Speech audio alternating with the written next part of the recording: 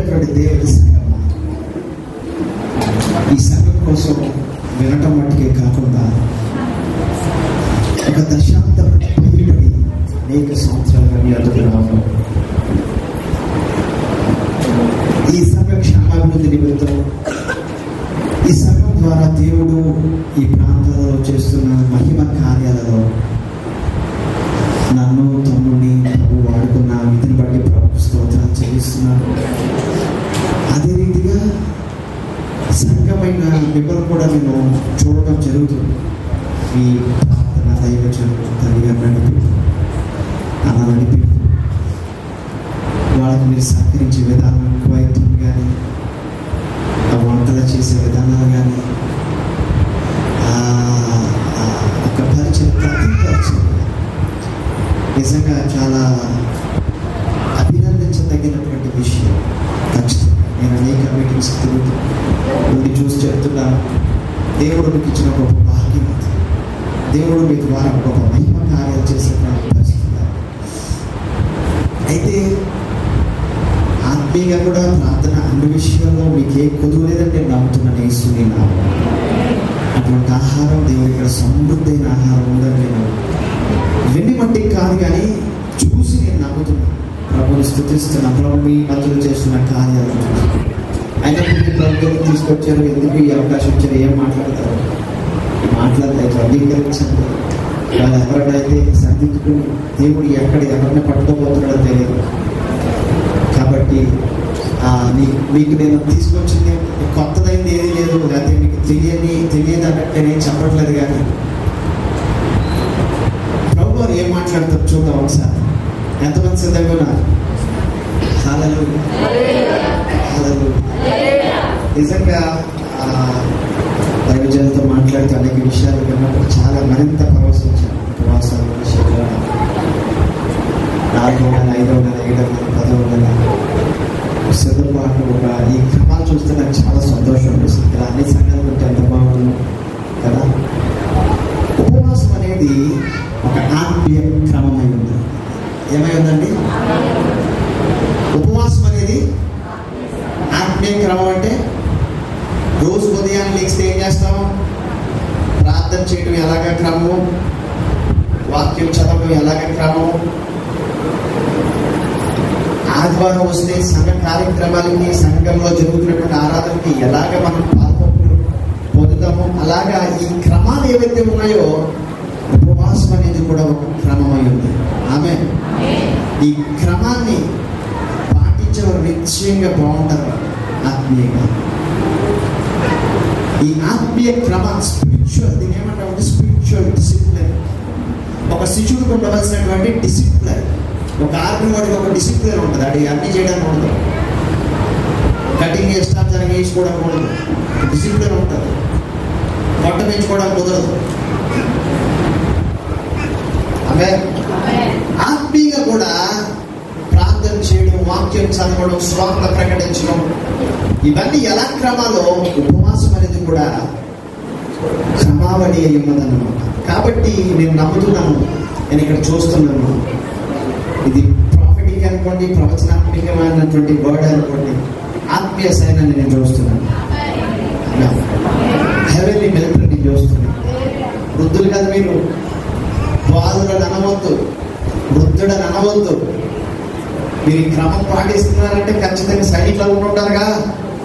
ఆమె అంగీకరించు, ఆమె చెప్పొచ్చు, హల్లెలూయా చెప్పొచ్చు. మీరు స్వాతంత్రం మీరు స్పందించు చేస్తుంది నామమున. మీరు నోరు బాగా తెరచినట్లయితే దేవుడు దానిని నింపుతాడు. ఆమేన్ అనే మాటకి అర్థం ఏంటంటే జరుగును. yes yes we receive, నువ్వు చెప్పేది నిజం అనే మాట. ఆ మాట మీరు పలుకుతుండగానే ఒక కృప రిలీజ్ అవుతుంది. ఇక్కడ నిలబడుతున్న నన్ను దయచేసి చూడొద్దండి. దేవుడు ప్యాడ్ కొట్టాడంట అది చూడొద్దు, అది చూడదు. జస్ట్ ఒక పాత్ర. దేవుడు ఎవరైనా ఆయన గొప్పగా వాడుకుంటాడు. నేను నథింగ్ ఇక్కడ. ఆమె హల్లెలూయా. కాబట్టి ఆ దృష్టితో చూడదు. దేవుడు ఏం చెప్తున్నాడు? ఆ మాట పట్టుకొని స్పందించి ఎగరండి యేసుని నామమున. దాన్ని పట్టుకుంటూ కృప రిలీజ్ అవుతుంది. నువ్వు ఏ సమస్యలో మనకు తెలియదుగా. ఆత్మీయ సైన్యం అని అన్నప్పుడు వెంటనే నువ్వు ఒక్క ఆలోచన ఐ యాక్సెప్ట్ ఇట్ అని అన్నప్పుడు కాని వైరస్ అంతా వెళ్ళిపోతే వేస్తున్నాము. అప్పది ఏం చెప్తున్నాడు కొసలు, నువ్వు వేస్ట్ అని, పనికి రావని, అయిపోయేవని, నువ్వు ప్రార్థన ఇవన్నీ కూడా ఒక్కసారి ఫైల్ మీరు డౌన్లోడ్ యాక్సెప్ట్ అలా కొట్టగానే కనబడి ఎగిరిపోతాయి. ఆమె కంప్యూటర్లో మనం ఏదైనా పెట్టినప్పుడు యాక్సెప్ట్ అని అడుగుతారు. అది యాక్సెప్ట్ అని ఒక మాట మనం కొట్టగానే అది లోడ్ అవుతుంది దాని పని చేస్తాం. హల్లెలూయా హల్లెలూయా.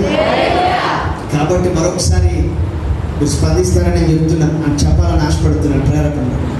నేను ఇక్కడ చూస్తుంటే నాకు ఎట్లా కనబడుతున్నారంటే ఒక మెంటర్గా కూర్చున్నట్టు కనబడుతుంది. హల్లెలూయా హల్లెలూయా. నాకు ఈ మాట జ్ఞాపకం వస్తుంటే ఒకరు గుర్తు వస్తున్నారు. ఫరో ఏమన్నాడు తెలుసా? అరే వీళ్ళ ప్రబల వీళ్ళ విస్తరించేస్తున్నారు, బుద్ధి పొందేస్తున్నారు, ఏదో చేయడం రానన్నాడు. ఎందుకని? అమ్మో వీళ్ళు యుద్ధం చేశారంటే మనం నిలబడలేం, వేళ్ళతో కుదురుతో లేచిపోలేము. హల్లెలూయా అని అన్నాడు. మంత్రసాలని పంపించాడు. ఎక్కడ నుండి బాప్తిసం తీసుకోవడం పోతే ఎవరిని, ఎక్కడ నుంచి ఎవరిని బాప్తిసాలు ఎవరి వద్దు,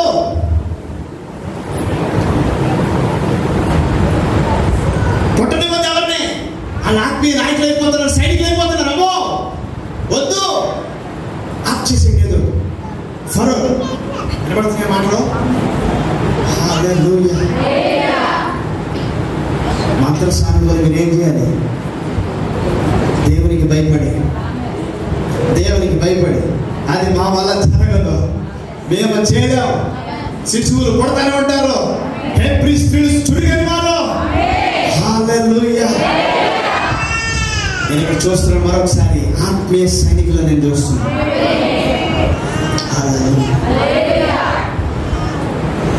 ఫరో ఏమనుకున్నాడంటే మగవాళ్ళు చెప్తే సరిపోతారు అనుకున్నాడు. అతనికి తెలియదు ఇశ్రాయేల్ దేశంలో ఇశ్రాయేల్ పుట్టిన ఆడపిల్లలకే ప్రపంచంలో మగవాడు సరిపోదు. హల్లెలూయా. అర్థమైందా అనుకోండి, నేను అనుకోవట్లేదు, మీరు అర్థమైతే ఎలా ఉండరు. ఫరో ఏమన్నాడంటే పుట్టిన మగపిల్లల మాత్రమే చంపు, ఆడోళ్ళు నాకు కిచెన్లో ఉపయోగపడతారు, రుబ్బడానికి ఉపయోగపడతారు, అంట్లు తవ్వడానికి ఉపయోగపడతారు, సాకిలో చేయడానికి వాళ్ళని బానిసలా పాడుకోవడానికి పనికి వస్తారని అనుకున్నాడు ఫరో. అతనికి తెలియని విషయం ఏంటంటే ఇశ్రాయేలీయుల యవనస్తురాలు నేర్చుకున్న ఫైటింగ్ ఒక మగోడు సరిపోడు యేసుని నామమున. ఆమేన్ హల్లెలూయా. అతనికి తెలియలేదు. ఈరోజు జరిగేది కూడా అదే. యవనస్తులు కూడా మిలిటరీలో ఉంటారు. ఆడు పెట్టే ఆ అమ్మాయి పెట్టే పరుగుకి ఈ బిల్డింగ్ ఎలా మొత్తం తిరిగారు. హల్లెలూయా. లేని అసలు దారి లేని చోటుకి వెళ్ళి కొండలు ఎక్కారు, లోయలు దిగిపోద్ది, సముద్రాలు అలా ప్రిపేర్ అయ్యారు. అతను తెలియదు. కాబట్టి ఆత్మీయ సైనికులు అన్నప్పుడు అప్పాది చెప్పిన మాటలు చిరిగిపోయిన వస్త్రాలు తీసేసి మిలిటరీ ఆయుధాలు ధరించడమే, మిలిటరీ వస్త్రాలు ధరించడమే. హల్లెలూయా. ఇది ఉపవాసానికి వేరే గాని యుద్ధ భూములో కథలతో తొక్కుతున్నటువంటి సమయం ఇది. హల్లెలూయా హల్లెలూయా. దేవునికి మహిమ కలుగును గాక. ఉపవాసాల్లో 4 రకాలు. ఒక మాట ఫస్ట్ ప్రశ్న వేయాలని ఆశపడుతున్నాను. రోమపత్రిక 8వ అధ్యాయంలో 32వ వచనంలో మాట ఉంది, చదివి సహాయం చేయగలరు? తన సొంత కుమారుడను అనుగ్రహించుటకు వెనుకతీయక మన అందరి కొరకు ఆయనను అప్పగించిన ఆయనతో పాటు సమస్తమును మనకెందుకు అనుగ్రహింపడు. ఆమేన్. అందరూ శ్రద్ధగా వినాలి, ఎక్కడ మిస్ అవ్వద్దు. ఉపవాసమును ఆత్మీయ క్రమం అని దేవుడు కొన్ని విషయాలు మనలను పురుగొలిపాడు. ఇది ఉపవాసం అని కాదు కానీ ట్రైనింగ్ అని. చాలా మందికి ఒక అభిప్రాయం ఏంటంటే, అది అన్యులు కూడా మాట్లాడతారు అనేక మంది, మీ దేవుడు ఏడ్చి ఎట్లా తీసేసి ఎట్లా అయిపోతున్నాడు ఇప్పుడా, అంత పుళ్ళు ఏడ్చి ఎట్లా అయితేనే ఇస్తాడా దేవుడు, అదేంటి అని ఆలోచన. అప్పది ఇప్పుడే చెప్పాడా? చెప్పాడు మనం చేసేటంటే ఎత్తలేదు అంతే, కానీ హృదయంలో హల్లెలూయా. ఇక్కడ ఏం దేవుని వాక్యం ఏమి సెలవిస్తుంది? తన సొంత కుమారుని అనుగ్రహించడానికే దేవుడు వెనక్కి తీయలేదు, ఆయనతో పాటు సమస్తాన్ని మనకు అనుగ్రహించిన వాడికి ఏది అవుతాడైనా సమస్తాన్ని మనకైనా చేశాడు. ఇంకో చోట ఉంది, మీరు ఏమడుగుతారో అది అడగక ముందే ప్రభువుకు తెలుసు కనుక మీరు అడుగుతారు. మొట్టమొదట నా రాజ్యాన్ని, నా నీతిని వెతకండి, మీకు ఏం అవసరమో అవన్నీ కూడా నేను మీకు ఇచ్చేస్తాను ప్రభువుగా. చింతింపకుడి, ఏ నాటికి ఆ నాటికి చాలు. చింతింపకుడి, ఏమి తిందుమా ఏమి ధరిద్దామా అని వీటి కోసం మీరు చింతించకండి. ఆకాశ పక్షులను చూడండి, అవి వెతట్లేదు, పొయ్యేట్లుగా తోటలో సమకూర్చండి, వాటినే పోషిస్తున్నాను. మీరు ఎందుకు బాధపడుతున్నారు? అడగొద్దు, మీకు ఇస్తాను, ఆల్రెడీ ఇచ్చేసాను అని ప్రభు చెప్పాడు కదా. మరి ఉపవాసాలు ఇంకా ఎందుకు? ఉపవాసాలు ఇంకా ఎందుకు చేస్తున్నాం? దేవుని దగ్గరికి ఉపవాసం ఉండి వస్తేనే కానీ ఆయన కనికరించడా, కరుణించడా, ఇవే పాపం చెప్తా అనే ప్రశ్న అనేక మందికి అపవాది రేపుతారు, లోపల రేపుతారు. ఏడ్చి కన్యలతో ప్రార్థన చేసేవాడిని వాడు చూస్తే వాడికి ఆ భారం లేదు కానీ వాడికి బయట నుంచి వస్తుంది కాబట్టి ఎలా ఉంటుంది? దానికి ఎంతగానే ఉంటుంది. ఉపవాసం ఎందుకంటే అర్థం అవడానికి ఒక కొన్ని మాటలు మీకు చెప్పాలని ఆశపడుతుంది. చిన్న బిడ్డలో తండ్రి దగ్గర మారం చేస్తాడు, నాకు ఈ కారు కావాలి, ఈ కారు కావాలి, అది అనంతండి ఏం తిన్నాడు, ఏడు ఇదా ఉంటాడు, అది నాకు కావాలి, అది నాకు కావాలి, అది నాకు కావాలి. ఏం చేయాలి? అది నాకు కావాలి, అది నాకు కావాలి. అప్పుడు తండ్రి ఏం చేస్తాడు? అంటాడు. అది ఒక ఉపవాసం. హల్లెలూయా. నాకు వివాహం అవుతుంది, వివాహం కావాలి, కావాలి, కావాలి, ఇల్లు కావాలి, ఇల్లు, ఇల్లు, ఈ సమస్య, ఈ సమస్య, ఇది, ఈ ఇల్లు కట్టాలి, ఇల్లు కట్టాలి, అప్పు తీరుకోవాలి, అప్పు తీరుకోవాలి, అప్పు తీరు, గొడవ, కేసు తగ్గే, కేసు తగ్గే, కేసు తగ్గే. ఇది ఒక అంటే తండ్రిని రోజు లాక్కోవాలి. రెండవది ఏంటంటే ఒక ఎదిగినటువంటి పురుషుడు, కుటుంబం, భార్య బిడ్డలు ఉన్నారు, ఒక ఇల్లు కట్టుకుంటాడు, పర్మిషన్ రాదు. పర్మిషన్ రానప్పుడు ఏం చేస్తాడు? ఆ యొక్క ఆఫీస్కి వెళ్ళి సంతకాల వరకు ఎంతసేపు అన్నా అన్నం, నిద్ర, అవన్నీ ఆహారాలు మాని వేయించుకుంటాడు. నాకు ఈ పని అవ్వాలి, ఈ పని అవ్వాలి, ఈ పని అవ్వాలి, ఈ పని. ఈరోజు కాకపోతే మళ్ళీ ఈరోజు కాకపోతే ఈరోజు గుర్తుందా? లూకాసు వార్త ఉంటుంది కదా, మీద అన్యాయం జరిగినప్పుడు అన్యాయస్తులైన న్యాయపతి దగ్గరికి అనేక మార్లు తిరుగుతుంది, నిద్రాహారాల మారి తిరిగింది ఆమె. న్యాయం చేకూర్చున్నాం, ఒక అధికారం అవసరమని, ఒక ఇల్లు కట్టుకునే విషయం. ఇది ఒక రకమైనటువంటి ఉపవాసం. హల్లెలూయా. ఇది ఒక ఉపవాసం ఎందుకు అని అంటానికి మీకు అర్థం అవడానికి చెప్తున్నాను. మూడవది, పౌలు గారు అంటారు, నాకు అన్నీ చేయడానికి స్వతంత్రం ఉంది, నాకు ఏదైనా ఉంది, కానీ నేను అన్ని విషయాల్లో మితంగా ఉన్నాను. ఎలా ఉన్నాడంట? ఎందుకంటే తన ఒక పరుగు పందులు ఉన్నాడు. ఆ పరుగు పెట్టడానికి ఏ రీతికి అయితే ఆ పరుగు పెట్టేవాడు ఏ క్రమావళి అయితే ఉంటాడో తినే విషయంలో, అన్ని విషయాల్లో ఒక మితం, ఇష్టానుసారంగా తను తినడు. చూడండి, ఆటగాళ్ళు ఆటలు ఆడే ఒక చాలా ఇంపార్టెంట్ అయినటువంటి ఆటలు ఆడేవాళ్ళు ఏం చేస్తారంటే వాళ్ళు ఇష్టానుసారంగా తినే ఎలా పడతారో తినరు. ఒక ఉపవాసాలు ఉంటాయి, డైటింగ్ ఉంటుంది, ఒక ప్రణాళిక ఉంటుంది. ఇష్టానుసారంగా తినడానికి ఉండదు, ఒక డైట్ ఉంటుంది, వస్తువులు ఉంటారు, శరీరాన్ని నడకూడతారు, ఒక విపరీతమైన ట్రైనింగ్ ఉంటుంది, నిద్ర ఉండదు. అందరిలాగా నాకు ఇష్టం బుద్ధ చూపెట్టి నిద్రపోతారంటే నిద్రోడు ఏం తెచ్చారు తినేదానికి తిండు. ఎందుకంటే నేను ఒక బహుమానం కోసం ఒక బహుమానం సంపాదించడం కోసం నేను ఒక పదం, ఆ పరుగు పదం అయిన తింటా, ఆ పరుగు పదం నేను నగ్గాలి, అక్కడ ఒక గోల్డ్ మెడల్ సంపాదించాలి, ప్రథమ స్థానంలోనికి రావాలి అని ఒక పోరాటం. ఆ పోరాటం కోసం తినడం, అది ఒక రకమైనటువంటి ఉపవాసం. అర్థమవుతుందంటే అర్థమవుతుంది అన్నవాడు దేవుని స్తోత్రం చెప్తాం. హల్లెలూయా. నాలుగవది ఓకే, ఎవరైనా కుటుంబం సభ్యులు ఇతర దేశాలకు వెళ్ళిపోతున్నారని అనుకోండి, వాళ్ళకి ఎంత పడుతుందా? ఆహారం ఎక్కుద్దా? చెప్పండి, ఎక్కుద్దా? ఎక్కదో. అక్కడికి వెళ్ళిన తర్వాత అక్కడ ఏం అవసరం ఉంటాం? ఇదే ఇంక 24 గంటలు ఇదే ఆలోచన. ఈరోజు అయ్యా ఇది పలానా మర్చిపోయింది, ఇది కాదు. అక్కడ చలి ఎక్కువ ఉంటుందట, స్వెటర్ కాదు. అక్కడ రేట్ ఎక్కువ ఉంటుందట, ఇక్కడే కొనుక్కోవాలి. నిద్ర ఉండదు, నిద్రాహారం ఆగి మరి చదువుకుంటారు. మరి బ్యాగ్ మరి ఎన్ని సంవత్సరాలు ఉంటారో తెలియదు, కానీ వారికి కావాల్సినటువంటి సర్దుకోవడానికి సిద్ధపడడానికి వాళ్ళు నిద్రాహారాలు అన్నీ కూడా మర్చిపోతారు. ఇక్కడ ఈ లోకంలో ఏం చేయాలి, ఆ పని చేయాలి, అన్నీ మర్చిపోతారు.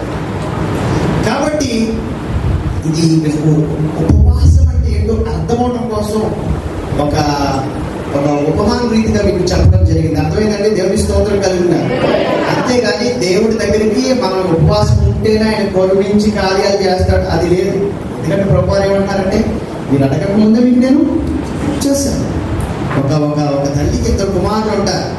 ఒకడికి ఒక చాక్లెట్ పెడితే సర్దుకుంటాడు, ఇంకొకటి 2ది కావాలంటాడు. అడిగి తీసుకున్నవాడికి అడిగి తీసుకున్నంత, మౌనం ఉన్నవాడికి మౌనం ఉన్నంత. అవునా కదా? కాబట్టి ఉపవాసం ఉంటే దేవుడు కరుణిస్తాడు, లేకపోతే ఆయనకి అంత అటువంటి ఆలోచన లేవు.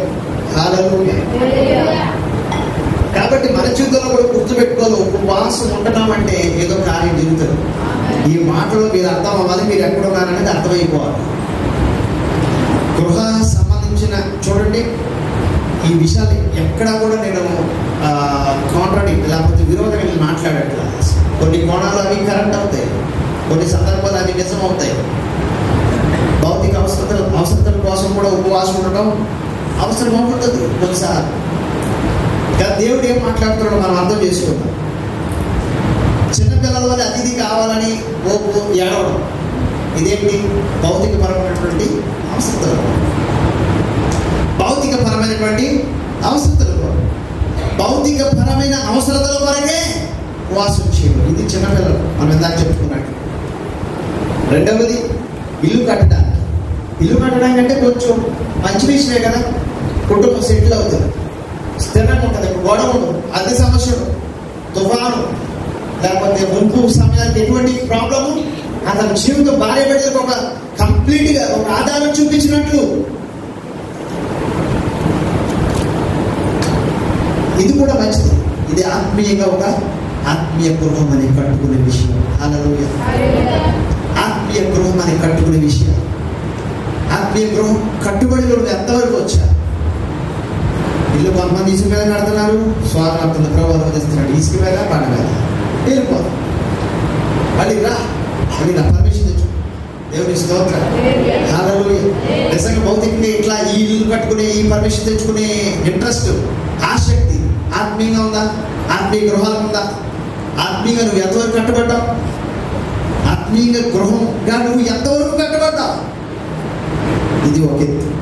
మూడవది, పరుగు పందెంలో అతను ఏ రీతిగా అయితే అన్నీ తినకుండా ఒక క్రమావళి ఏ రీతిగా అయితే ఉన్నాడు, నీ ఆత్మీయ పరుగు, విశ్వాసం అనే పరుగులో నువ్వు ఎక్కడున్నావు?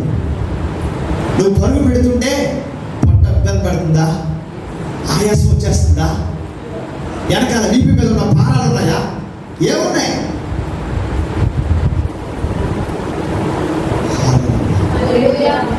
ఒక క్రికెటర్ ఒక పరుగు పందెం పెట్టేవాడికి చాలా ఆసక్తి ఉంది. అందులో ఎంత బంగారం ఉంటుందో నాకు తెలియదండి. ఆ గోల్డ్ మెడల్ ఎంత బంగారం ఉంటుందో నాకు తెలియదు. దానికోసం ఇన్ని రోజులు, ఇన్ని నెలలు, ఇన్ని సంవత్సరాలు శ్రమపడి జీవిత ఆశయంగా పెట్టుకుని, నా జీవిత ఆశయం ఇది, ఏమైనా సరే నేను మంచి పేరు తెచ్చుకోవాలి, నేను సంపాదించాలి, నేను ఇది కొట్టాలి అంతే అని అనుకుంటాడు. క్షణికమైనటువంటి వీటి కొరకు ఇట్లా ఉన్నాడే. ఆత్మీయంగా నువ్వు ఎక్కడ ఉన్నావు? ఆత్మీయమైన విశ్వాసమైన ప్రభువు నువ్వు ఎక్కడున్నావు? ప్రియ సహోదరుడు, దేవుడు అడుగుతున్నాడు ఈ రోజు. నాలుగవది, ఒక అబ్రాడ్, ఇక్కడ జీవితం బాగాలేదు, పని లేదు, డబ్బులు లేవు, కానీ వెళ్తే డబ్బులు బాగా వస్తాయంట. ఇక్కడ క్షేమం అంట, నా కుటుంబం బాగుంటుందంట. ఒక్కసారి ఎంత మదిలో మారిపోయిందని నిరీక్షణ వచ్చేస్తుంది. ఇక్కడేమో అమ్మో నా బిడ్డలా బతుకుతుంది అలా అన్న నిరాశ. ఒకసారి అబ్రాడ్ వెళ్దామని అనుకునేసరికి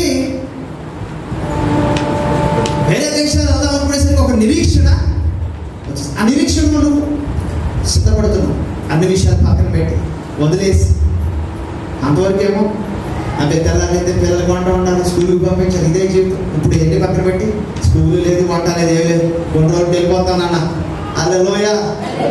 ఇలా ఆత్మీయంగా ఎంతమంది సిద్ధపడతారు? ఇహలోకం శాశ్వతమా? ఇహలోకం కోసం సిద్ధపడతారా? శాశ్వతమైనటువంటి సీయోను వరకు ఎంతమంది సిద్ధపడుతున్నారు? ఇప్పుడు ఉపవాసాలు మీరు ఎక్కడున్నారో పరీక్ష చేసుకోండి. చిన్నపిల్లల కేటగిరీనా, సండే స్కూల్ ఉపవాసం, లేకపోతే ఇల్లు కట్టే ఉపవాసం, ఒక పురుషుడు బలపడుతున్నటువంటి, ఒక కుటుంబంగా కట్టబడుతున్నటువంటి పురుషుడు ఆ స్థాయిలో నీ ఉపవాసం ఉన్నాయా? లేదు, నేను ఒక విశ్వాస వీరుడు వల్ల పరిగెట్టాలి, నా పరుగు తుదముట్టించాలి, నా పరుగు మధ్యలో ఆగకూడదు అనే ఉపవాసాలు ఈ సంవత్సరం మీకు తీసుకున్న నిర్ణయాలు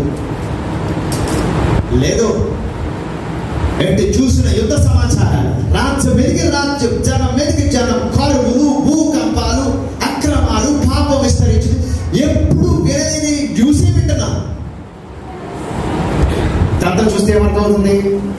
ప్రభు రాకడ సమీపంలో ఉంది. మరి సిద్ధపడుతుందా? ఓ ప్రభు వచ్చేస్తారట, నేను సిద్ధపడాలి. సిద్ధపడిన కన్యకల జాబితాలో నువ్వు ఉన్నావా? సిద్ధపడే వధువు సంఘం ఆ ఉపవాసాలలో ఉన్నావా? నువ్వు ఏ స్థాయి కొరకు వచ్చావు? చిన్న బిడ్డలా, పురుషుడా, పరుగు పందెం పెట్టే ఒక వీరుడు, వధువు సంఘం వలె ఈ లోపల వచ్చి యావగించుకున్నావా ఎప్పుడన్నా? ఈ లోకాన్ని లోపలి వద్దయ్యా, ఏంటయ్యా ప్రభు అన్ని పెట్టి సంఘం ఏం చేస్తుందా? ఎప్పుడయ్యా నీ రాకడా? ఏంటయ్యా, ఎన్నాళ్ళు చూడాలి ఆశ కలిగిందా? నీ ఉపవాసం తీసుకున్న నిర్ణయం దేనికోసం? ప్రభు అడుగుతున్నాడు. దీని వెనక ఉద్దేశం దేనికోసం? చూడండి, నన్ను తప్పుగా భావించవద్దు, దయచేసి మరణించండి, క్షమించండి. ఇవాళ ఎవరన్నా చిన్నపిల్లలు అంటే తప్పు స్థాయిలో కింద ఆ నిర్ణయాలు తీసుకున్నాను అని మీరు అపరాధ భావంగా భావించవద్దు. తప్పులే. హన్నా కూడా బాబు కోసం ఏం చేసింది? గర్భఫలం లేనప్పుడు ఏడ్చింది, ఉపవాసంతో వచ్చి. తప్పు కాదు. ఇల్లు కోసం ఉపవాసం చేయడం తప్పు కాదు. కోర్టు కోసం, సమస్య కోసం, వాటి దైవజనం చెప్పేవన్నీ వాస్తవాలే, నేను కాదంటున్నా. కానీ నేనేమో పరిశుద్ధాత్ముడు ఏం చెప్తున్నాడంటే, జీవితాంతకాలం వాటి కొరకే ఉపవాసం వస్తావా? తప్పిపోయిన కుమారుడు ఇంటికి ఎందుకు వచ్చాడంటే ఆకలేసి వచ్చాడు. ఆకలేసి రావడం తప్పు కాదు. ఎక్కడ అన్నం దొరకలా వచ్చాడు, తప్పే. కానీ అక్కడ అతని దగ్గర, తండ్రి దగ్గర ఉండిపోయింది ఒక ఆహారం కోసం మాత్రం ఉండాల, ప్రేమ కోసం ఉన్నాడు. హల్లెలూయా. అంటే మరలా పూట ఆహారం దొరుకుతుందని ఉన్నాడా? లేదు, తండ్రికి ప్రేమ. హల్లెలూయా. నువ్వు ఒకవేళ మొట్టమొదటిసారి భౌతికపరమైనటువంటి అవసరత కొరకైతే ఓకే, సంతోషం. రెండోసారి సంతోషం, ఓకే. మూడు అయినా సంతోషమే. కానీ ఈ రోజున నీ నిర్ణయాలు మారాలి. నీ నిర్ణయాలు మారిపోవాలి. యేసుని నామమున ఆత్మీయంగా ఎదగాలి. యేసుని నామమున విశ్వాసం అని చెప్పబడుతున్న మనలో విశ్వాసం ఎక్కువ ఎట్లా? దేవుడు అడుగుతుంది. నిర్గమాకాండం 2వ అధ్యాయం 1వ వచనం ఒకసారి సహాయం చేయాలి.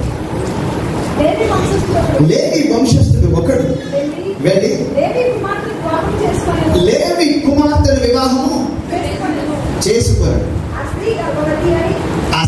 చాలా లేవి వంశస్థుడు మన భాషలో అర్థం అవ్వాలంటే ఒక సేవకుడు కుటుంబంలో సేవకుడు వివాహం చేసుకున్నారు. సేవకుడు కుటుంబంలో సేవకుడు కుటుంబంకి ఏం జరిగింది? వాళ్ళ కూతురికి ఏం జరిగింది? వివాహం జరిగింది. అందరూ ఆశించినట్లే అందరూ ఒక జీవితం, ఒక పుట్టి పెరిగిన తర్వాత చదువులు వరుసగా అన్ని ఎలాగ జరగాలన్నాక ఎదురు చూస్తాం అద్భుతం కోసం. ఈ స్త్రీ విషయంలో కూడా ఏం జరిగింది? వివాహం జరిగింది. దేవునికి స్తోత్రం కలుగుగాక. హల్లెలూయా. పౌలు అంటున్నాడు, నేను భోజనము చేసినాను, పానము చేసినాను, దేవునికి మహిమ కొరకే చేస్తున్నాను అంటున్నాడు. ఆత్మీయంగా మనం ఇటువంటి వాతావరణంలో పెరుగుతున్నప్పుడు, ఇటువంటి ఇటువంటి పర్ణశాలలో పెరుగుతున్నప్పుడు మన యొక్క జీవిత విధానాలు ఎలా ఉండాలంటే ఏది చేసినా ప్రభు మహిమ కొరకే చేయవలను. నువ్వు వివాహం కోరినా, నువ్వు దేనికి ఉపవాసం చేస్తున్నావు అది కాదు ఇక్కడ పాయింట్. దేవుని మహిమ ఉపవాసం చేస్తున్నావా లేదా అని. హల్లెలూయా. పిల్లలు లేరు, పిల్లలు కావాలి.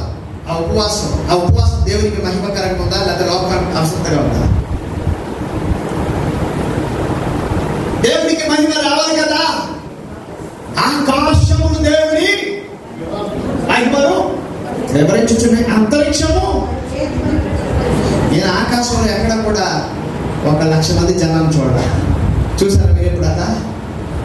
అంతమంది చూసారండి? అసలు ఇల్లు ఖాళీ దొరకదు, అద్దె దొరకదు, స్పేస్ దొరకదు, ఖాళీ లేదు. ఎప్పుడైనా చూసారా? అలాగా ఆకాశంలో ఏమో ఉన్నాయి మనకు కనబడట్లా, కానీ ఎప్పుడు దేవుడు మహిమను వివరిస్తున్నాడు. ఇక్కడ దేవుడి ఉద్దేశం ఏంటంటే భూమి మీద ఇంతమంది జనాలు ఉన్నారే, ఇంతమంది చీమల పొట్టల వలె. సిటీస్ చాలట్లేదే, అద్దెలు చాలట్లేదే, ఎక్కడ చూసినా చెట్లు దానికి ఇళ్ళు ఇళ్ళు ఇళ్ళు ఇళ్ళు. దేవుని మహిమ ఎక్కడ? ప్రియ సహోదరి సహోదరుడా, దేవుని మహిమ ఏది నీ ద్వారా?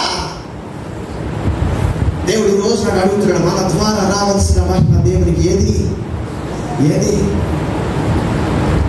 భౌతికపరమైన అవసరం తీరడం ఓకే.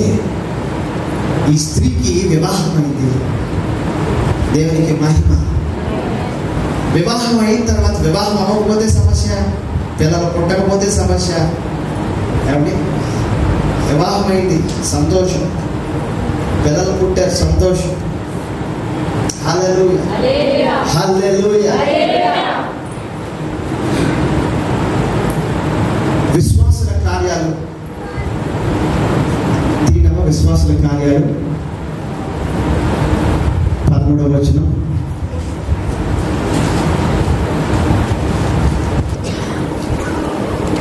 చాలా మంది విశ్వాసుల కార్యాలు ఎక్కడో అనుకుంటున్నారు. దేవుని స్తోత్రం. హల్లెలూయా, హల్లెలూయా. విశ్వాసుల కార్యాలు ఎక్కడో అనుకుంటున్నారా? అది చదవ 11వ వచనం. 11 హెబ్రీయులకు రాసిన పత్రిక 11వ అధ్యాయం 11వ వచనం. విశ్వాసమును బట్టి సారాయు వాగ్దానము చేసిన వాడు నమ్మదగిన వాడని ఎంచుకొనడు కనుక తాను వయసు గతించినదైనా గర్భము ధరించడం శక్తి పొందెను. హల్లెలూయా. ఇందాక చదువుకున్న స్త్రీ ఏమో మోషే తల్లి, ఇప్పుడు చదువుకున్న స్త్రీ ఏమో అబ్రహాం గారి భార్య శారమ్మ గారు. శారమ్మ గారికి కూడా వివాహం అయింది, కానీ పిల్లలు లేరు. పిల్లలు లేరు కానీ అనేక ప్రయత్నాలు వాళ్ళు చేశారు, ఏమో మనకు తెలియదు. కానీ మొత్తం మీద ఏం ఉపవాసాలు చేస్తుందో, ఏం చేస్తుందో లేకపోతే ఎట్లా తెలియదు, కానీ దేవుడు వాగ్దానాన్ని మాత్రం పొందుకుంది. హల్లెలూయా. దేవుని వాగ్దానాన్ని పొందుకుంది. పొందుకుని ఇప్పుడు ఏం చేస్తుందంటే ఆమె మీద నింద వేసుకోవడం మానేసి, భర్త మీద నింద వేయడం మానేసి. ప్రతి కుటుంబాల సమస్యలు ఇక్కడే వస్తున్నాయి. ప్రతి కుటుంబాల సమస్యలు ఎక్కడ వస్తున్నాయంటే ఇక్కడే వస్తున్నాయి. ఏంట్రా సమస్య అంటే, మా భర్త సరైనవాడైతేనండి ఇదిగోనండి ఇలా చేద్దునండి, అలా చేద్దునండి. స్త్రీ భర్త అంటాడు, నా భార్య నా మాట ఏంటి, నా భార్యదేనండి సమస్య. నా భార్య చట్టం ఉంటే మాట ఉంటే ఎలా చేస్తే అలా చేస్తే, నేను ఎలా ఉండేవాడండి, ఎలా కాదండి.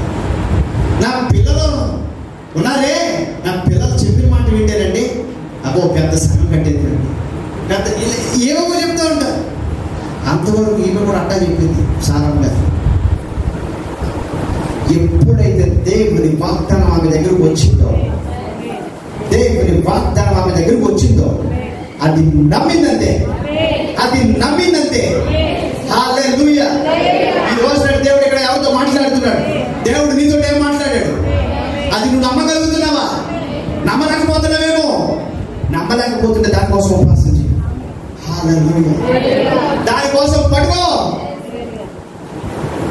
ఆమె ఇట్లానే బాధపడింది. శరీరం చూస్తేనేమో మృతతుల్యం. ఆ వచనంలో ఉంటుంది, భర్త కూడా మృతతుల్యుడు అయ్యాడని ఉంటుంది. ఏంటంట? మృతతుల్యం. ఎందుకు పనికిరానిది, అసలు ఎట్లా అండి, ఏం చెప్తున్నారండి అన్నటువంటి మాట.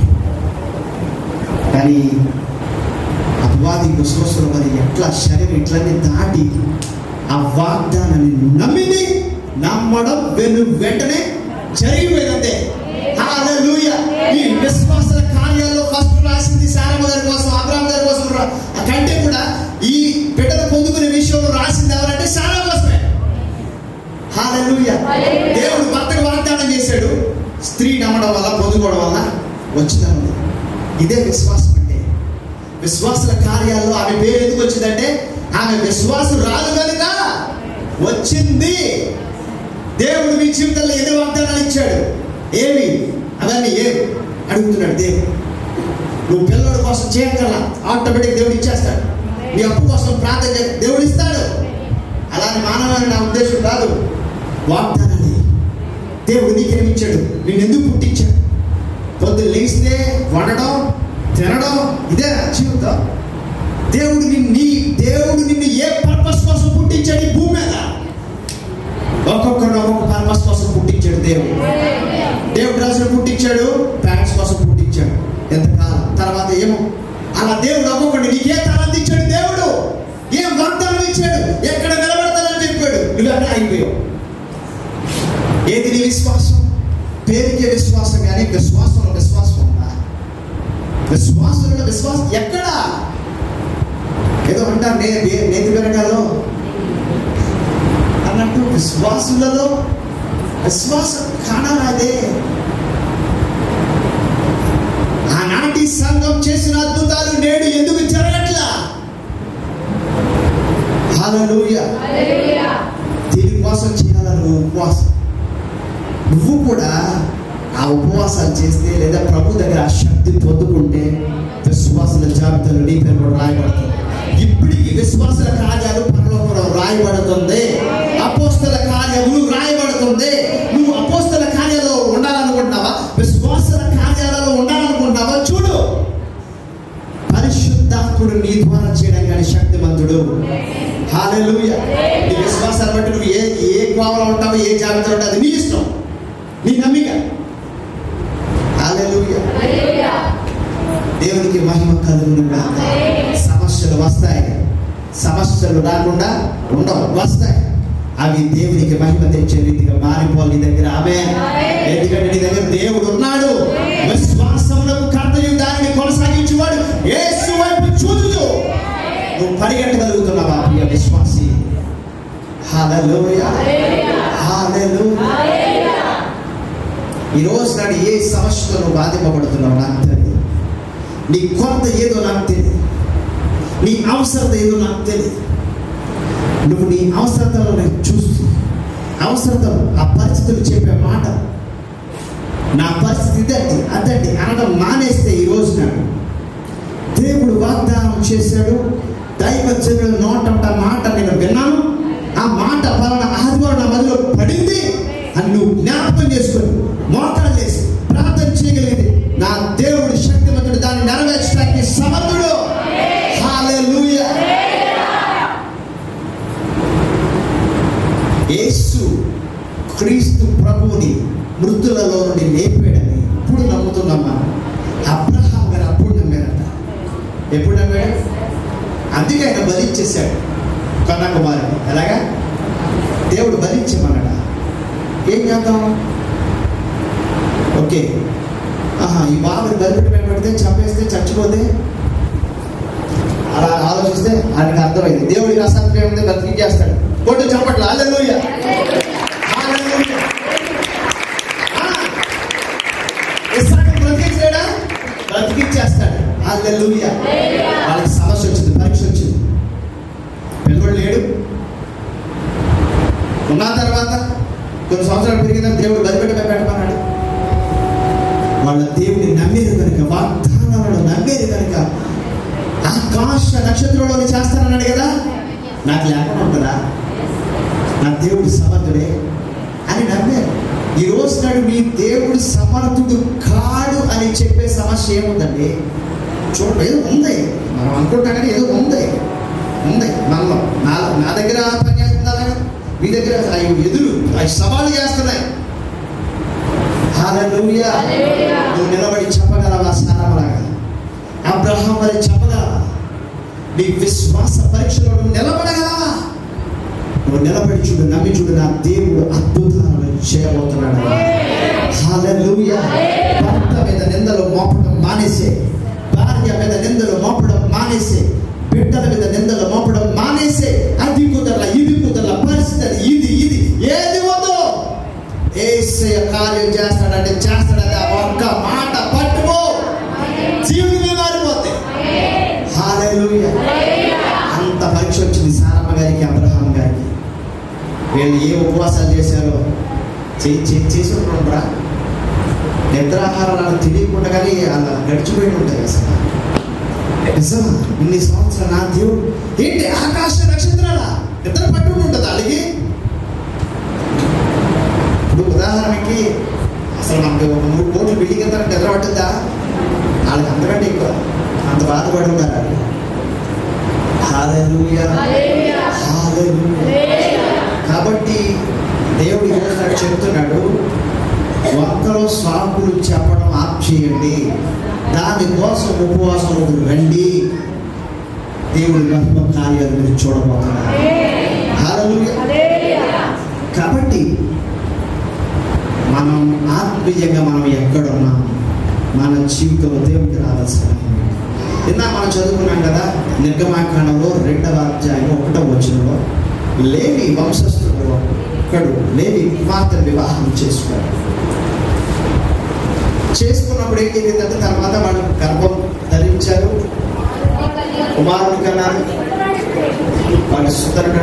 అయితే మీకు అందరూ తెలిసిందే మోషే కోసం, మోషే తల్లి కోసం తెలియని ఎవరో లేదు. కాబట్టి తెలియదు అన్నవాడు ఎవరో చెందింటారా? అలా అనే పరిస్థితి కానే కాదు. మోషే తల్లి అందరికీ సుపరిచితమే, కానీ ఆవిడికి ఒక సమస్య వచ్చింది. ఆ సమస్య వచ్చినప్పుడు ఏం చేసిందంటే దేవుని కొరకు నిలబడ్డది. హెబ్రీయులకు విశ్వాసుల కార్యాల్లో ఆమె పేరు కూడా రాయబడింది. 11వ అధ్యాయంలో చూద్దాం, 23వ వచనంలో ఏమని రాయబడిందంటే, మోషే పుట్టినప్పుడు అతని తల్లిదండ్రులు ఆ శిశువు సుందరుడై ఉండటం చూచి విశ్వాసమును బట్టి రాజాకు భయపడక 3 మాసములు దాచిన. దేవునికి స్తోత్రం కలుగును గాక. ఒకసారి స్తోత్రాలు చెప్తాం, ఒక 10 స్తోత్రాలు చెప్పండి. దేవుడు మాట్లాడుతున్నాడు.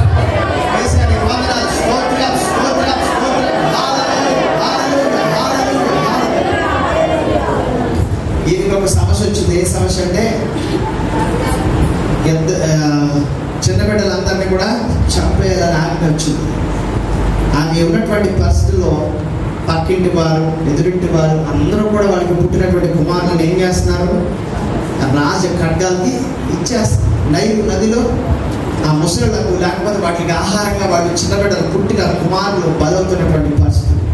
ఎటు చూసిన కన్నీరు, ఎటు చూసిన రోదన, ఎటు చూసిన అంగలార్పే, ఎటు చూసిన స్త్రీలందరూ భయంకరమైనటువంటి బాధకు గురవున్నారు. కన్న కడుపుకి కొట్టబడిన బాధ.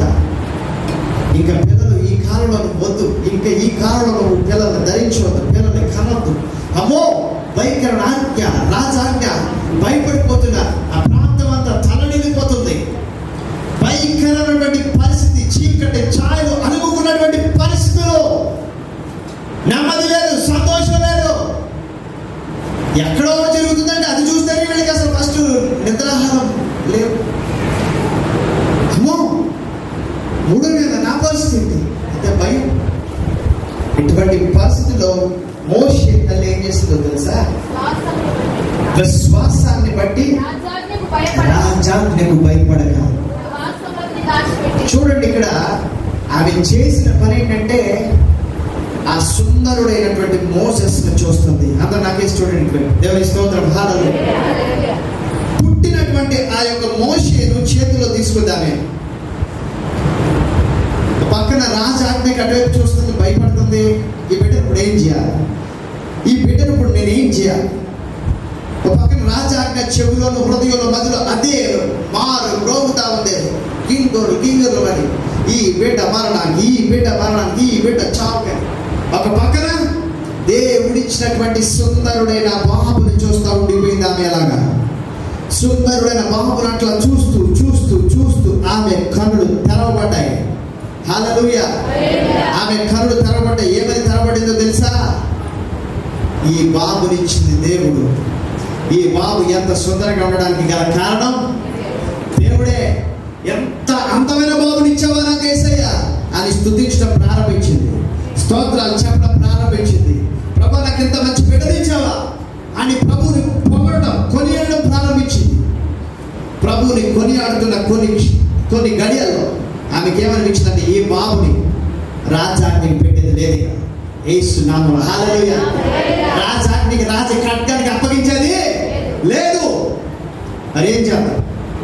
నేను ప్రాణంగా పెడతాను కానీ నన్ను చంపేస్తాను వల్ల నా కండలో ప్రాణం ఉండగా, నా కండలో ప్రాణం ఉండగా దేవుడు నాకు ఇచ్చినటువంటి సుందరుడును నేనేలాగు ఆ ఖడ్గానికి నైవేద్యానికి అప్పగిస్తాను. హల్లెలూయా. ఒక తీర్మానం వచ్చేసింది. ఒక ఒక ఒక ఏమంటాం, బలమైనటువంటి తీర్మానం. ప్రాణాలు తెగించి నిలబడే, విశ్వాసంలో నిలబడే తీర్మానం వచ్చేసింది. ఒక నిర్ణయం తీసుకుంది. రాజుకి భయపడేది లేదు. ఎంత సుందరుడిని ఈ బాబుని మనం చంపేస్తే దేవుడు రేపొద్దున ఎక్కడితే దేవుడు అంటే చెట్టు అసలు నిన్ను నమ్మి దేవుడు ఎంత సుందరుడిని ఇస్తే, నిన్ను నమ్మి ఎంత సుందరుడిని ఇస్తే, ఎంత సుందరుడిని రాజాకి భయపడి వదిలేస్తావా? దేవునికి భయపడవా? దేవునికి భయపడలేమా? నువ్వు ఏం చూస్తున్నావు? ఒక్క స్త్రీ కూడా లేదా బాబు నాపడం? దేవుడు ఒక ఖర్చు పెట్టుకుంటున్నాడుగా. 40 లక్షల మందిని సంఘాన్ని విడిపించడం నేను ఒక సాకు నిలుపబోతున్నాను. 40 లక్షల మంది సాకుని నేను విడిపించడానికి ఒక సాకు నిలుపబోతున్నాను. అయితే ఏ తల్లి ఈ సాకుని ఇస్తుంది? ఏ తల్లి ఇటువంటి సాకుని ఇస్తుంది? ఒక్కడన్నా దేవుడిచ్చిన బిడ్డలు దేవుడికి ఇస్తారా? దేవుడికి భయపడతారా అని ప్రభు చూస్తూ ఉంటే ఒక్క తల్లి లేదండి. ఒక్క తల్లి కూడా లేదు. ఆ రాజు ఆమె భయపడింది, ఖడ్గానికి ఇచ్చేసింది, ఆ మొసలికి ఇచ్చేసింది, నైవేద్యానికి ఇచ్చేసింది. ఎట్టన్నా పోనే ఇవి మాత్రం ప్రాణం దాచుకుంటాం. తల్లి అంటే అర్థం ఏంటి? అసలు ప్రాణం కాపాడుతుందని అర్థం. ఎవడవనే కదా. ప్రాణం పోయినా మనం చూసిన సంగతులన్నీ అంతే కదా. అగ్ని ప్రమాదం జరిగింది, బిడ్డ రక్షించడం కోసం ఇప్పుడు మొత్తం కాలిపోయింది. ప్రాణం కాపాడటం కోసం ఇటువంటి తల్లుడు కదా. మరి ఈ తల్లికి ఏమైంది? ఒక్క మోసెస్ తల్లి నిలబడింది. ఏమనుకుందో తెలుసా? ఎంత ఎంత బాగున్నాడండి. How beautiful Moses. ఎంత సుందరం. నేను ఫరోకి ఇచ్చాను. దేవుడు నన్ను ప్రేమించాడు. పని చేద్దాం, రాజు కంటే కూడా దేవుడికి ఇచ్చేద్దాం. హల్లెలూయా. దేవుడికి ఇచ్చేద్దాం అని అనుకుందంటే, నా కంటలో ప్రాణం పోయినప్పల్లా ఈ బాబు నేను కాపాడాలని అనుకున్నది. విశ్వాసంగా నిలబడింది. దేవుడు వైపు చూసింది. చూడండి, ఆ బాబు చూస్తున్నప్పుడు పరోక్షంగా ఎవరు చూస్తుందంటే, దేవుని పోలిక మనుషుల మీద ఉన్నది. దేవుని పోలికతో పుట్టబడిన ఈ మనుషుల మీద ఉన్న ఈ పోలికను చూస్తే దేవుడు జ్ఞాపకం వచ్చాడు. ఎప్పుడైతే దేవుడిని చూసిందో వెంటనే మీ సమస్య ఎట్లా మారిపోయింది చెప్పాలి? ఎట్లా మారిపోయింది? కొన్ని లక్షల మందికి విడుదలగా మారిపోయింది. హల్లెలూయా. దేవుడు ఈ రోజు నాడు ఇక్కడ మాట్లాడుతున్నాడు. నీ సమస్యలను చూస్తూ ఉండిపోయావు. నీ సమస్యలను చూస్తూ ఉండిపోయావు. నీ సమస్యను బట్టి ప్రభువు స్తుతించగలిగావా? ఈ సమస్యను బట్టి వందనాలయ్యా, వందనాలయ్యా, వందనాలయ్యా. ఈ పరిస్థితి నాకు వచ్చిందా? వందనాలయ్యా, వందనాలయ్యా. ఇది నాకే వచ్చిందా? వందనాలయ్యా, వందనాలయ్యా. నాకు కూడా వచ్చిందా? వందనాలయ్యా, వందనాలయ్యా. స్తుతులు చెప్పు. స్తుతుల మార్గమున స్తుతి యాగం చేయబడు తన మార్గము సిద్ధపరచుకున్నవాడని బైబిల్లో లేదా? కీర్తన కాలం స్తుతి యాగం చేయగల దేవుడు నీకు ఒక మార్గం వేసేస్తాడు. హల్లెలూయా. మార్గం వేయబడిందంటే గొప్ప కార్యాలు అక్కడ నీ జీవితంలో మట్టుకే కాదు, కొన్ని పట్టణాలు, కొన్ని రాష్ట్రాలకి దేవుడు నీ కుటుంబం ద్వారా ఆశీర్వాదాలు మార్చేస్తాడంతే. హల్లెలూయా. కాబట్టి ఈ రోజు సమస్యలు చూడడం మానేసే వైపు చూడు, అందుకోసం ఉపవాసం చేయి. హల్లెలూయా. ఎక్కడున్నావు? ఎక్కడున్నావు? ఏ పరుగులో ఉన్నావు? నీ విశ్వాసం పరుగు ఎక్కడుంది? నీ సమస్య నిన్ను నాశనం చేయడానికి వచ్చిందా? మోసెస్ తల్లికి ఈ సమస్య నాశనం చేయడానికి వచ్చిందా? రాలా. మోసెస్ తల్లియే ఆ సమస్య నాశనం చేయడానికి వచ్చేసింది. హల్లెలూయా. అర్థమవుతుందా? మోసెస్ తల్లికి ఈ సమస్య ఆమెను కుటుంబాన్ని పాడు చేయడానికి వచ్చిందా? కాదు. మోసెస్ తల్లి ఇటువంటి సమస్యలకు ఒక చెక్కు పెట్టాలి, పరిష్కారం పెట్టాలని నిలబడిందంటే. హల్లెలూయా. నీకు వచ్చే సమస్యలు కూడా నిన్ను బాధించడానికి కాదు, నువ్వు వాటిని అణగదొక్కడానికి, నువ్వు వాటి మీద నిలబడడానికి. దావీదు వలె గొల్యాతు మీద ఎలాగూ నిలబడ్డాడో, యెహోషువ ఈ కొండలన్నిటిని, ఈ అమాలేకీయుల్ని, ఈ వీళ్ళందరినీ నేను చంపాను, ఇంకా నాకేదైనా ఉన్నదని ఎలాగూ నిలబడగలడు. హల్లెలూయా. హల్లెలూయా. ఆత్మీయంగా నువ్వు ఎక్కడ ఉన్నావు? ఓ సైనికుడా, ఏ మాటలు నువ్వు ఉంటున్నావు? ఆర్థికం సరిపోదు, సరిపోదు, సరిపోదు, ఆర్థికం సరిపోదు అని అనుకుంటున్నావా? నా పిల్లలకి చదువు లేదు, చదువు లేదు, జాబ్ రావాలంటే నా దగ్గర సర్టిఫికెట్ లేదు, ఆ స్థాయి లేదు, అర్హత లేదు, లేదు, ఇవే చెప్తున్నావా? ఇవే అనుకుంటున్నావా? ఒక్కసారి అసాధ్యమైన కార్యాలు చేసే నా దేవుడు వైపు నువ్వు చూడగలిగితే నిన్ను ఈ రోజు నాడు దేవుడు అనేక మందికి ఆశీర్వాదకరంగా చేయాలని నిశ్చయంగా ఆశపడుతున్నాడు. వాటి కొరకు ఉపవాసం వచ్చి నీ జీవితం మారిపోతుంది. నీకు వచ్చే సమస్యలు ఒక సాక్ష్యం రావాలి. నీకు వచ్చే సమస్యలు ఒక సాక్ష్యం రావాలి. హల్లెలూయా. ఇది రావాలంటే ఏం చేయాలంటే నువ్వు యూట్యూబ్ చూస్తానే ఉండిపోవాలి. ఏమండి? యూట్యూబ్ చూస్తూనే ఈ మధ్యన క్రైస్తవ ప్రపంచాన్ని పట్టినటువంటి పరిస్థితి ఏంటో తెలుసా? పౌలు గారు అన్నాడు, సమయం పోనివ్వక సద్వినియోగం చేసుకోమంటే క్రైస్తవ సంఘానికి సమయాన్ని ఎలా పాడు చేయాలో నేర్పుతున్నాడు. కొన్ని సంవత్సరాల క్రితం టీవీ సేవకులు ఖండించేవారు, వద్దనేవారు. టీవీ ఇంట్లో ఉందా, ఇంటికి నేను రాను. ఎప్పుడైతే టీవీలో ఒక సువార్త వెళ్ళిందో, ఆ టీవీ కొనుక్కోండి, మార్చుడు, ఓకే ఓకే, టీవీలు వచ్చేసాయి. ఇప్పుడు యూట్యూబ్ అని సెల్ ఫోన్, ఓకే జరిగింది, సరే తెలుసుకున్నాం, ఓకే ఎంతవరకు ఓకే. తర్వాత ఎవడు చేశాడు, ఎన్నింటికి చేశాడు, ఎందుకు చేశాడు, అవన్నీ నీకు అవసరమా? కాదని అట్లా నేను ఎవరిని తప్పుగా విమర్శించట్లా. సంఘానికి ఒక మాట దేవుడు చెప్పాలని ఆశపడుతున్నాడు.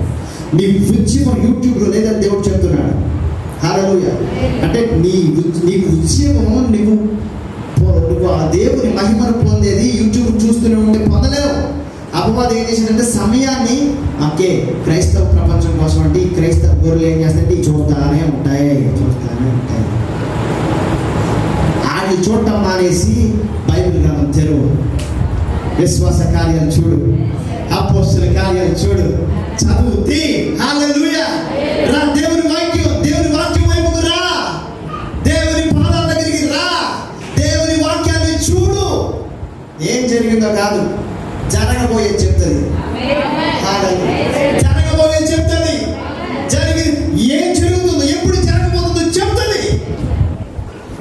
యుద్ధాలు, ఎటు చూసిన భూకంపాలు, జనాల మీదకి జనాలు, రాజ్యాలు, అక్రమాలు, మానవకాలు, భయంకరమైన పరిస్థితి అని ఎవరన్నా చెప్పారు ఈ ప్రపంచంలో?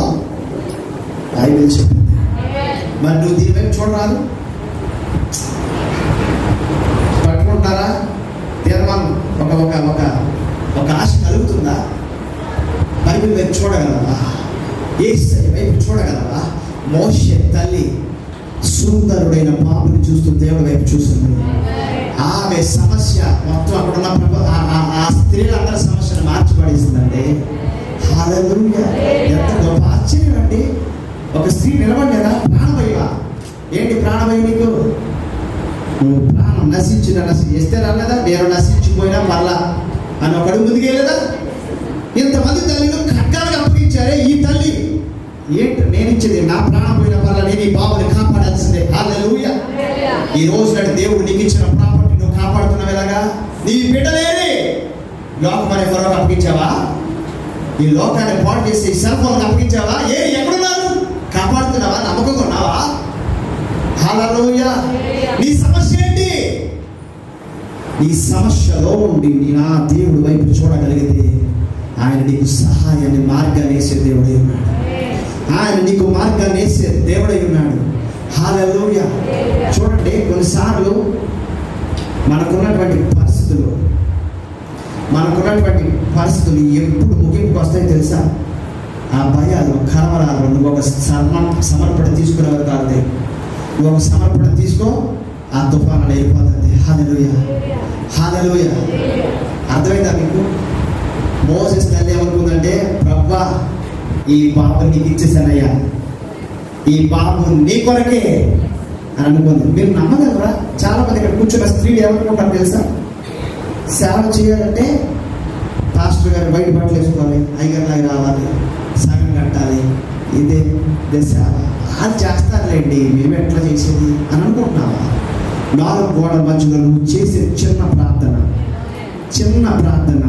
నిలబడి ఒక పటిష్టంగా ఒక సరైన తీర్మానం సమర్పణ తీసుకుని ప్రార్థన చేసి చూస్తే దేవుడు మహిమ కార్యాలు చేయబోతాడు. నీ భయాల నుండి ఒక సమర్పణ రావాలి, ఒక తీర్మానాలు రావాలి. ప్రభువా ఈ బిడ్డ నీకు ఇచ్చేస్తా, నువ్వు చూసుకో.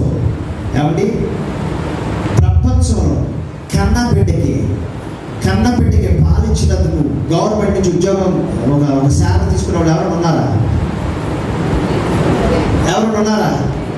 కానీ మోసెస్ తల్లి, నేను ప్రకటించుచున్న మోసెస్ తల్లి ఉన్న యేసుని నామమున హల్లెలూయా. చెప్పండి ప్రభు నామమున. ఆమె కూడా విశ్వాసం, ధైర్యం, తెగింపు. హల్లెలూయా. చక్కగా దేవుడు ఆలోచించాడు, జమ్ము పెట్టి చేసింది. అదంతా మీకు తెలిసింది. ఫరో కుమార్తె వచ్చింది. ఆ బాబుకి రాజ అధికారంగా పెంచడానికి అవకాశం ఇచ్చాడు ప్రభు. ఈ బాబు నా కొరకు నువ్వు పెంచు, నీకు నేను చేత వేస్తాను. గవర్నమెంట్ జాబ్ కోసం తెగ ఇవన్నీ పట్టుకుని సరిగ్గా నిలబడి ప్రార్థన చేయండి, దేవుడు పంపిస్తాడు. అసాధ్యమైనది ఏది లేదు మన దేవుడికి. హల్లెలూయా. కాదా? ఆయన అప్పటికే సజీవుడు, అప్పుడే చేస్తాడా ఈ దేవుడు? ఇదివరకు అలా అనుకునేవారంట, కొండలకే దేవుడు ఆయన, లోకి కాదులే అని ప్రార్థించుకున్నాడు. వెళ్తాం కాదు, ఆయన అప్పుడున్న దేవుడు, నేటికి సజీవుడు, నిన్న నేడు నిరంతరం యాగిరిగా ఉన్నాడు ఆయన. రా సమర్పణ, రా తీర్మానం, నీకున్న కొదువ, నీకున్న సమస్యలో నువ్వు నిలబడగలిగితే నా యేసయ్య కోసం పరలోకమే నీ పక్షాన నిలబడింది. ఏ రాజు అడ్డం వస్తాడు? ఎవరు అడ్డం వస్తాడు? ఏ సమస్య? హల్లెలూయా. నీ ప్రార్థన ఏది? నీ విశ్వాసం ఏది? ఈరోజు నాడు మోషేతలని జ్ఞాపకం చేసి దేవుడు అడుగుతున్నాడు, నీ ప్రార్థన బలంగా ఉండాలా, నీ విశ్వాసం బలంగా ఉండాలా.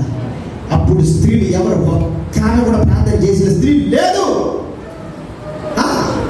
అందుకే వాళ్ళ బిడ్డలు పోగొట్టుకున్నారు. వాళ్ళు ఏది ప్రార్థన ఏది అనుకున్నారు? ప్రార్థన దేవుడు ఉంటే ఈ రాజు ఆజ్ఞ ఎంత ఎలా వచ్చింది అనుకున్నా. ఈ మనుకుంది నా దేవుడు అద్భుతాలు అప్పుడు చేసి చిన్న ప్రార్థన చేద్దాం, చిన్న ప్రార్థన చేసి చూద్దాం, దేవుడు సహాయం చేయక మాందాడా చేద్దాం అని ప్రభు వైపు చూసింది. దేవుని గొప్ప విశేషమైన కార్యాలు పొందుకుంటాను. ఎంత అద్భుతం అండి, ఎంత అద్భుతం అండి. 40 లక్షల మందిని నా సంఘాన్ని నడిపించగలిగే పాస్టర్ గారు వచ్చేసాడు. హల్లెలూయా, హల్లెలూయా. నువ్వు తీసుకునే చిన్న ప్రార్థనకి ఏ సేవకుడు లేవనెత్తిపోతున్నాడో, ఆ సేవకుడు ఏ పట్టణాలు మార్చిపోతాడో, ఏది సమర్పణ తీర్మానం. ప్రభు ఎదురు చూస్తున్నాడు, ప్రభు ఎదురు చూస్తున్నాడు. సమస్యలు నిన్ను నాశనం చేయడానికి రాలా, సమస్యలను నువ్వే నాశనం చేయడానికి ఉన్నావు. దేవుడు ఉన్నాడని నువ్వు నిలబడి ఒక మాట విశ్వాసంగా చెప్పి చూడు, విశ్వాసుల కార్యాల జాబితాలో నీ పేరు కూడా రాయబడతాడు. మించి రా, అపోస్తల కార్యాలలో నీ పేరు రాయబడుతుంది. అవి ఇప్పటికే రాయబడుతున్నాయి పరలోకంలో. హల్లెలూయా, హల్లెలూయా. హెబ్రీయులకు రాసిన పత్రిక 12వ అధ్యాయం మొదటి వచనం ఉంటుంది. ఇదిగో ఎంత గొప్ప సాక్షి సమూహం మనం ఆవరించినందున మనము కూడా ప్రతి పాపము సులువుగా చుక్కులు పెట్టు, ఆ పాపములను విడిచిపెట్టి విశ్వాసములకు కర్తయు దానిని కొనసాగించు వాడవైన యేసు వైపు చూచుచు బాణ ఎదుట వచ్చబడిన పందెములో ఓపికతో మరి ఏది ఈ పరుగు కోసం ఉపవాసం చేయగల ప్రియ సహోదరి సహోదరుడు, రండి మోకాళ్ళ మీద రండి, మోకాళ్ళ మీద రండి. ఈ పరుగు కోసం నువ్వు ఉపవాసం చేయగలవా? ఎంత గొప్ప సాక్షి సమూహం నిన్ను ప్రేరేపిస్తున్నాను. మోసెస్ తల్లిని నీ రోజు నీ ప్రార్థన ఒక రేపట్లేదు విశ్వాసంగా. ఏది నీ విశ్వాసం? అందరు స్త్రీలలో బిడ్డలు పోగొట్టుకునే స్త్రీగా నువ్వు ఉంటావా? లోకానికి అప్పగించావు కదూ, సెల్ ఫోన్కి అప్పగించావు కదూ. ఎంత భయంకర పరిస్థితులు! అమ్మో ఆ సమస్య లోకంలోనే మాటలే నమ్ముతావా నువ్వు? అక్కడ అది జరిగిపోయిందండి. పాస్టర్ గారు బాబోయ్ ప్రార్థన చేయండి, బాబోయ్ పాస్టర్ గారు భయపడి, అమ్మో నా బిడ్డలు ఏమవుతుంది, ఇదండి అదండి, నా భార్య అండి అనుమానం, ఈ రకరకాల సమస్యలు లోకంలోకి తీసుకొచ్చి విశ్వాసి నిన్ను పాడు చేయడానికి అపవాది ఎంచుకున్నాడు, దాడి చేస్తున్నాడు, వాడు కాటు వేస్తున్నాడు. నువ్వు మేలుకో. నువ్వు కాటు వేయించుకునే వాడివి కాదు, నువ్వు ఒక సైనికుడివి. నీ పాదాలతో వాడి తలను చితక త్రొక్కేవాడివి నువ్వు. యేసుని నామమున అపవాది యొక్క తలను చితక త్రొక్కి విశ్వాస సైనిక వీరుడవు నీవు. హల్లెలూయా. ఏంటి స్వరమితి ఇదేనా ప్రార్థన? ఎంతవరకు దేవుడు మనతో మాట్లాడు. ఇప్పుడు నువ్వు మాట్లాడాల్సిన సమయం, తీర్మానం తీయాల్సిన సమయం, సమర్పణ చేయాల్సిన సమయం. వద్దు బయటికి వెళ్ళదు. సమర్పణ లేకుండా బయటికి వెళ్ళదు, తీర్మానం లేకుండా బయటికి వెళ్ళదు, అంగలాపు రోదన ప్రార్థన చేయకుండా బయటికి వెళ్ళదు. ఇంటికాడ నీకు ప్రార్థన చేసే అవకాశం ఉందో లేదో నా ప్రియ సహోదరి సహోదరుడా, అపవాదం చేయను. నీకు నిద్రాన్ని మొత్తం దాడి చేస్తాడు, ఏదో సమస్య ఏదో ఒక డైవర్ట్ చేస్తాడు. ఇక్కడే రోదర్చి, ఇక్కడే అంగలార్చి, స్వరంతరం.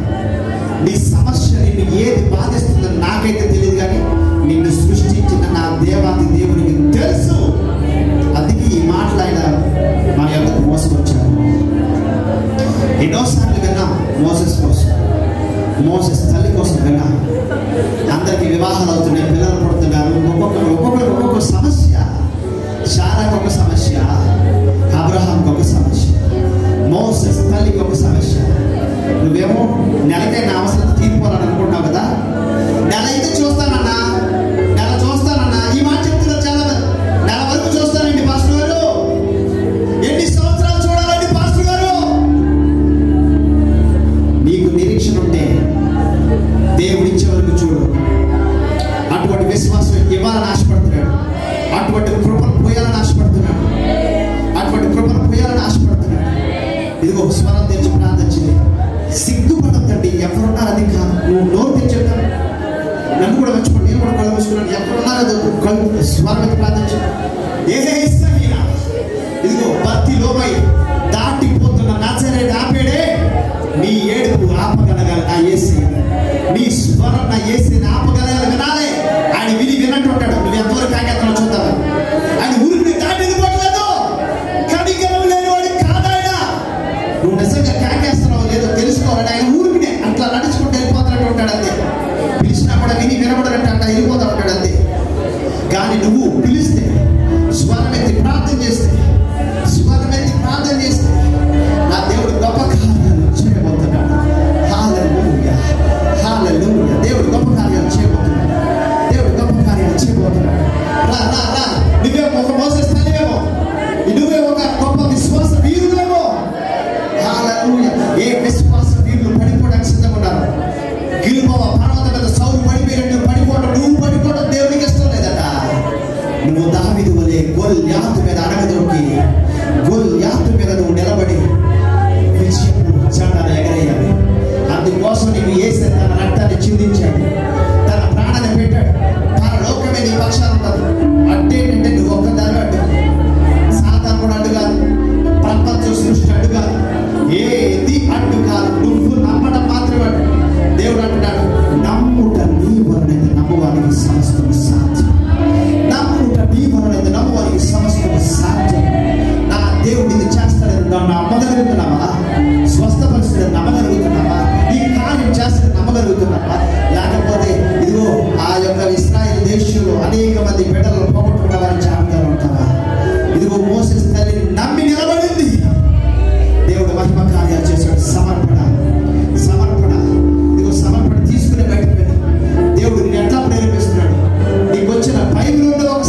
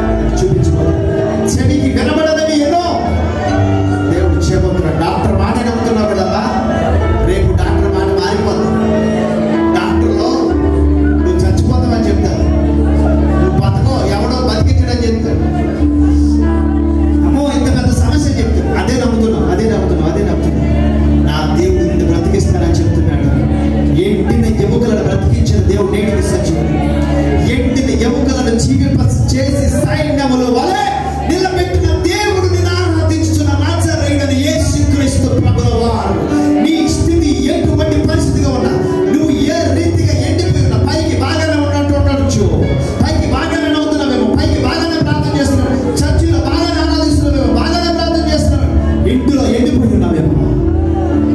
ఎండిన కళకు బాధము పుష్పములను పూయించినటువంటి దేవుడు నా యేసు. హల్లెలూయా. అటువంటి దేవునికి ఎవరైనా ఇక్కడ మీరు అవకాశం ఇస్తారా? తీర్మానాలు ఉన్నాయా? సమర్పణ ఉందా? దేవుడు ప్రశ్నించాడు కదా, నువ్వు సమాధానం చెప్పగలవా? యాకోబు అడిగినట్లు అడుగుతున్నాడు దేవుడు, ఏది నీ భక్తి? దైవజనులు ఎంత ప్రయాసపడుతున్నారు, ఎంత ప్రార్థన చేస్తున్నారు. నువ్వు నిలబడకపోతే ఇదిగో నువ్వే అంటున్నావు, ప్రభు అంటాడు రక్షింపని అనుకుంటున్నట్లు నా హస్తం కోల్చనా, నేను నేననుకుంటున్నట్లు నా చెవులు అందంగా ఉన్నాయని అనుకుంటున్నావా? నువ్వే అడ్డంగా నిలబడ్డా అపవాది చెప్పిన గుసగుసలు వాడిని నమ్ముతున్నావేమో. పరిస్థితులు చెప్పే మాటలు నా దేవుడు నిన్ను విడుదల చేయబోతున్నాడు. తీర్మానం తీసుకున్నాడు, చేతులు ఎత్తండి. దైవజనులు ప్రార్థన చేయబోతున్నారు. ఎవరైతే తీర్మానం తీసుకున్నారో, అయ్యా నేను ఒక మోసెస్ తల్లివలే ఉంటాను, ఈ కాలంలో నేను ఒక మోసెస్ తల్లివలే ఉంటాను, నా బిడ్డలు దేవుని రాజ్యం కొరకు ఉపయోగపడాలి, లోకం కోసం ఉపయోగపడడానికి వీలు, సముద్రం అనే నైలు నదికి ఉపయోగపడడానికి వీలే. ఇదిగో ఆ మొసలికి నేను వేయను, మొసలికి వేయను, లోకానికి వేయను. నా బిడ్డలు దేవుని రాజ్యాల విత్తనాల వాళ్ళు వెతుకుతుంది. నాకు ఈ తలాంత ఉందయ్యా, ఇది సమర్పణ, ఇది త్యాగం, ఇది నేను ముందుకు వస్తానయ్యా. ఎవరు ఉన్నారు ఇక్కడ మోసెస్ తల్లులు? శారములు ఎవరు ఉన్నారా?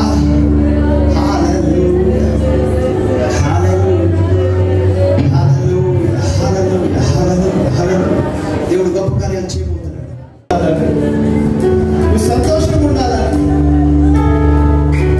నీవు నేను కూడా అపవాదం చెప్పే గుసగుసలు నమ్ముతున్నాను, పరిస్థితులు చెప్తున్నటువంటి మాటలు నమ్ముతున్నా. ఇక్కడ ఎవరితో దేవుడు మాట్లాడుతున్నాడు. డాక్టర్ చెప్పింది కూడా మేము నమ్ముతున్నావు అంట. దేవుడి మాట కంటే కూడా డాక్టర్ మాట్లాడాలి, దేవుడి మాట నమ్మకపోతున్నావే. తండ్రి నీ ఆనందాన్ని కోరుతున్నాడు, నీ సంతోషాన్ని కోరుతున్నాడు. తప్పక వేయం చేస్తాడు, తప్పకుండా వేయం చేస్తాడు, తప్పకుండా వేయం చేస్తాడు. దేవుని ప్రేమించు వారికి కీడేసుని నామమున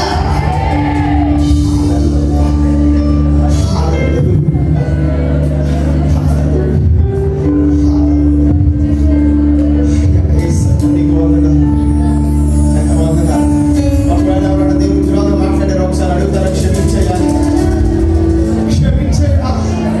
ఆయాసకి మాట్లాడేవా? కొంతమంది మాట్లాడలేదు క్రియల ద్వారా.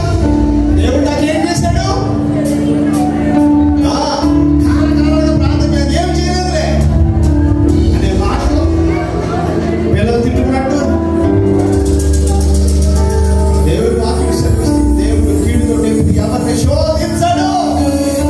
అపవాది చెప్పే గుసగుసలు నమ్ముతున్నావు, పరిస్థితులు చెప్పే గుసగుసలు నమ్ముతున్నావు, లోకం చెప్పే మాటలు నమ్ముతున్నావు. నమ్మి నా యేసుని బాధపడతావా? సరే, ఎవరు ఎవరి కోసం ప్రభు ఈ మాట తీసుకొచ్చావు? నాకు వారిని కూడా క్షమించాను. నేనెక్కడ నా క్రియ ద్వారా నేను గాయపరిచాను, క్షమించాను. సారీ లార్డ్, సారీ యేసయ్యా, సారీ యేసయ్యా, సారీ యేసయ్యా, సారీ యేసయ్యా, సారీ యేసయ్యా, సారీ యేసయ్యా, సారీ యేసయ్యా. నువ్వెంత మంచివాడు, నాకు తెలియక యేసయ్యా, సారీ యేసయ్యా. నాకేదో కొరత ఇచ్చావు, అదే చూస్తాను. సారీ యేసయ్యా, సారీ యేసయ్యా. ఎప్పుడు అలా మాట్లాడేస్తాను. ఆయన మన ఆనందం కోరినవాడు. నీ బిడ్డల క్షేమను కోరవా? ఏదన్నా ఎంత తప్పు చేసినా ఆ కొడుకు ఎక్కడున్నా కూడా తోడు బియ్యం ఉండే తల్లి చెయ్యి అలవాటు అయిపోయింది. వదిలేస్తే నా బిడ్డ అరే అది భోజనం చేయాలి, టీ కాసే తల్లి, తోడు బియ్యం ఉండే తల్లి, బిడ్డ కడుపు బిడ్డ తిన్నాడని చూసి సంతృప్తి పడే తల్లి, బిడ్డ తప్పు చేశాడు దూరం వెళ్ళిపోయాడని చావు కోరుకుంటుందా? నా బిడ్డ ఎక్కడ కూడా క్షేమం కోరు.